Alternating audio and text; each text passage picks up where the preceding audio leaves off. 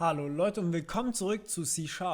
So, heute machen wir was Cooles und zwar Events. Events werden euch noch um die Ohren fliegen, wenn wir mit Forms arbeiten, aber ich möchte, dass ihr die schon vorher kennt, sonst ja, werdet ihr vielleicht nicht ganz verstehen, warum oder wie oder was.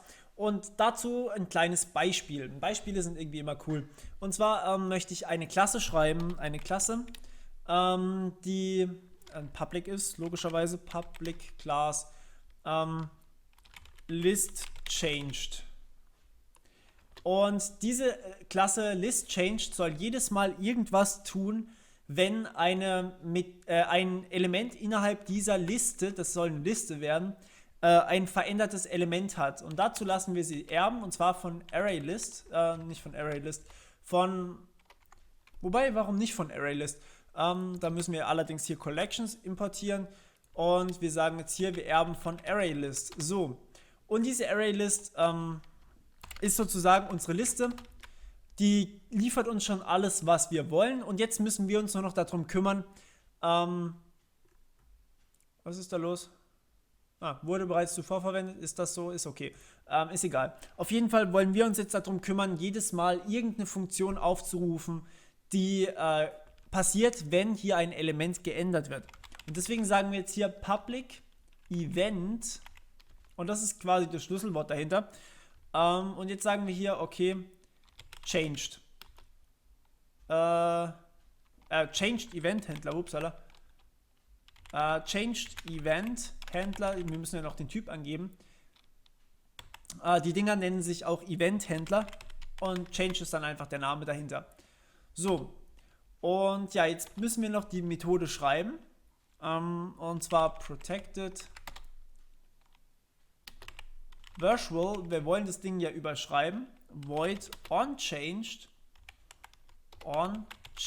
Die Dinger mit, also solche Event-Händler haben immer ein on vorne dran. Das ist einfach so, dass, keine Ahnung, wo das überhaupt herkommt. Und dann haben wir hier diese Event-Args das sind sozusagen die Argumente. Ich erkläre euch immer Stück für Stück, was passieren wird. Also ihr werdet noch einiges davon verstehen. Genau. If changed ungleich null, dann, also wenn wir tatsächlich einen Event-Händler haben, wenn wir so ein Event benutzen müssen, dann rufen wir diese Funktion changed auf. Und dieses changed wird dann aufgerufen, indem wir einfach sagen, wir geben this, also diese Liste, mit und ein Event, diese Event-Argumente da, diese Event-Args, die wir da bekommen haben. So, und jetzt müssen wir allerdings noch eine Methode überschreiben, nämlich die Methode aus der Liste, die Public Override, die quasi ein Element anfügt. Jetzt können wir hier uns aussuchen, wir wollen dieses Add überschreiben und dann bekommen wir schon alles, was wir wollen. Return base.add. Base ist dann in dem Fall die Oberklasse. Aber das habe ich euch ja alles schon gezeigt. Also wir überschreiben gerade die Methode zum Anfügen eines Elements an die Liste. Okay? So, und was wir jetzt machen ist folgendes. Wir sagen, wir rufen hier einfach noch die Event-Args, wir rufen einfach noch die Methode onChanged auf und überliefern einfach Event-Args.empty. Weil irgendwie ist es halt Brauchtum, dass man diese Event-Argumente immer mitliefert, aber wir müssen ja nichts reinbringen, also es ist ja eigentlich egal. So, und genau, jetzt brauchen wir noch diese Klasse. Die kreieren wir einfach mal, sagen generieren und dann haben wir, okay, wir wollten sie eigentlich, nee, da wollen wir sie nicht haben. Okay, dann schreibe ich sie halt selber. Und zwar hier unten drunter einfach eine Class, nein, nicht eine Class, sondern ein Delegate. Ein Delegate ist sozusagen, ja, ähnlich wie ein Function Pointer, könnt ihr euch das vorstellen, das hatten wir ja schon.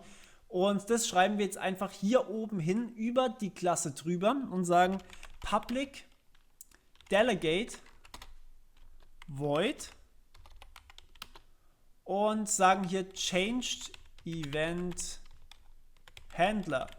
So, und was wir jetzt hier eingeben, ist folgendes. Wir sagen, okay, du bekommst von uns den Object, also irgendein Object, den Sender, der das Delegate quasi erstellt oder benutzt, also der hier benachrichtigt werden möchte, von dem die Nachricht kommt, so rum, und dann die Event Args E. Okay, und ja, jetzt haben wir hier quasi das hier befriedigt. Also changed bekommt this eine Liste, den Sender. Also wir sind quasi derjenige, der den Event hier ausgelöst hat, dass sich etwas an der Liste verändert hat. Und die Event Args, die übergeben wir hier. Die Event Args einfach überall reinbringen, denn vielleicht kann man ja was damit machen. Und dieser Sender sollte man auch eigentlich immer, wenn man ja, wenn man irgendwie einen Eventhändler hat, dann benötigt man meistens entweder den Sender oder den, genau, eigentlich meistens den Sender und die Event-Argumente. So ist halt die, keine Ahnung, so ist die Konvention irgendwie. Weiß nicht, ich habe es noch nie anders benutzt. Genau. So, und was wir jetzt hier machen können, ist, wir können uns tatsächlich da mal was erstellen, was darauf basiert. Dazu würde ich sagen, wir schreiben noch eine Klasse. Ist zwar jetzt ein bisschen viele Klassen, aber ich glaube, das ist nicht so schlimm für euch. Und sagen hier einfach Class Listener. Das ist quasi der jetzt drauf hört, ob da was sich verändert hat. Sagen hier geschweifte Klammern.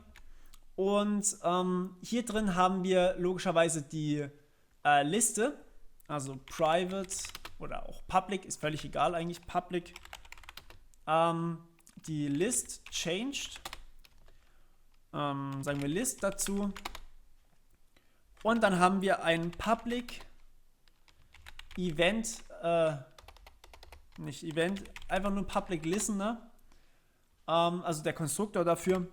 Und wir wollen jetzt für eine Liste, die wir bekommen, also list changed, für diese Liste wollen wir uns eintragen, dass wir jetzt ab sofort drauf hören, ob da sich jetzt was verändert hat. Und deswegen sagen wir jetzt hier, okay, unsere Liste, also die hier oben, im Konstruktor ist gleich diese Liste hier, also list. Und ja, sagen wir hier List 2 dazu, damit es auch eindeutig ist. Und genau, jetzt sagen wir hier einfach List. Punkt. Und jetzt haben wir hier unten dieses kleine Blitzteil hier. Und das sind diese die Events, die man sozusagen, auf die man sich eintragen kann. Das heißt, wir sagen hier List.changed und jetzt müssen wir hier eine Funktion anfügen. Das heißt, also wir erhöhen diese Funktion hier und fügen eine neue Funktion drauf an, die da auch dazu drauf hört, ob da sich jetzt was verändert hat. Das heißt, wir sagen jetzt hier plus gleich und dann können wir Tab drücken zum Einfügen, dann haben wir hier dieses List changed. Naja, aber wir könnten jetzt Folgendes machen, wir haben jetzt zwei Möglichkeiten. Wir könnten einfach hier ein New Changed Event Händler benutzen und das benutzen sozusagen. Oder aber, ohne die Klammern übrigens, doch mit Klammern natürlich, weil wir es über New erstellen. Oder wir machen jetzt einfach Folgendes, wenn ich das hier wieder vernünftig hinkriege. Ach komm schon, bringen wir das Ganze. Ja, jetzt. Okay, oder wir sagen, wir kreieren uns hier unten einfach eine neue List Changed Methode, die immer dann aufgerufen wird, wenn sich irgendwas verändert hat. So, und ja, das ist eigentlich beides gleichbedeutend, ob wir jetzt hier sagen New Changed Event Handler über diese Funktion List Changed oder ob wir es rauslassen. Also es funktioniert beides. Ja, aber die Methode ist, weiß ich nicht, keine Ahnung. Wir benutzen jetzt einfach mal das hier und sagen, okay, wir wollen hier drin jetzt Folgendes machen. Wir wollen jedes Mal, wenn ein Element hier verändert wurde, dann haben wir hier irgendwie was wir machen können. Und normalerweise kann man jetzt in die Event Args vielleicht noch was reinpacken, wie zum Beispiel den Wert, den wir neu einfügen wollen. Wir sagen jetzt einfach nur Element Edit. Okay, genau. So, wenn wir jetzt übrigens abtrennen, tun wir uns wieder, indem wir einfach sagen List. Ups, klein geschrieben, ich habe es groß geschrieben, warum auch immer. List.changed minus gleich und dann sagen wir, was wir da eben hatten, also dieses New Changed Event Handler, List Changed. Also einfach mit Minus gleich kann man wieder sich notifizieren sozusagen. Okay. Und ja, jetzt müssen wir das Ganze nur nochmal testen, ob das auch wirklich so funktioniert, wie wir das wollen. Sage ich einfach immer, ich erstelle mir eine Liste, List changed über folgendes. New List changed und so. Und jetzt erstelle ich mir einen neuen Event-Händler, also hier ein Listener sozusagen. Ein Listener. Keine Ahnung, Listener ist gleich New Listener. Und zwar über diese Liste, die wir hier erstellt haben, die List. So. Und jetzt ist er schon darauf eingetragen, auf dieser Liste, also der Listener hier ist schon eingetragen, dass er immer hört, wenn hier ein Element hinzugefügt wird. Und deswegen sagen wir jetzt list.add und hier können wir dann, keine Ahnung, zum Beispiel Element oder sowas. So, und jetzt schauen wir mal, was der gemacht hat. Jetzt sagt er hier Element Edit. Das ist eine wahnsinnig komplizierte Variante, einfach zu sagen Element Edit, aber ich glaube, ihr wisst es zu schätzen, dass man hier einfach sich eintragen kann. Also ich könnte jetzt auch noch einen neuen Listener hier bauen, einfach noch einen zweiten. So. Und Listener 2. Keine Ahnung, sowas machen. Und jetzt habe ich plötzlich 2 Listener hier drauf auf dieser Liste. Ja, aber die hören beide. Wenn ich jetzt dieses Ding starte und ein Element anfüge, dann habe ich für den ersten Listener, der wiederum hört da drauf, ob die Liste verändert wurde. Und ich habe den zweiten Listener und der hört auch drauf, ob diese Liste verändert wurde. Das heißt, ich habe hier zweimal die Ausgabe Element Edit. Und das ist echt super geil. Also ich könnte hier auch einfach mit diesem Plus gleich noch was ganz anderes machen. Ich könnte noch viele, viele andere Funktionen einfügen. Und ja, wenn ich jetzt auch diese zweite Variante, dass ich dieses New Changed Event Händler, das brauche ich gar nicht mehr, sondern kann mir hier einfach direkt diese Void erzeugen lassen und muss einfach nur noch den Code erfüllen. Und es funktioniert genauso. Das heißt, ich bin quasi einfach aus dem Schneider. Ich kann hier jederzeit, wenn ich irgendwie Informationen möchte, wenn sich irgendwas hier tut, kann ich mich benachrichtigen lassen. Und das ist echt super praktisch, wird auch sehr, sehr häufig verwendet. Ja. Im Übrigen kann ich das Ganze hier auch, weil wir letztes Video die Lambda-Expressions hatten, kann ich hier auch eine Lambda-Expression einfach benutzen, die hier einen Object-Sender nimmt und ein Event-args-e und die abbildet auf irgendwas anderes, also zum Beispiel hier sowas wie Sender, E und die werden abgebildet auf, keine Ahnung, zum Beispiel ein Console-WriteLine, bla bla bla, sowas hier, Console-WriteLine, Hi.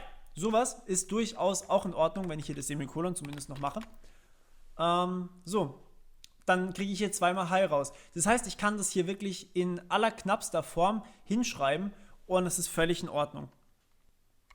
Gut, dann hoffe ich, es hat euch mal wieder gefallen. Und ja, falls mir noch was einfällt zu dem Thema, dann reiche ich das einfach noch nach. Und ja, wir hören uns beim nächsten Mal. Bis dann. Ciao, ciao.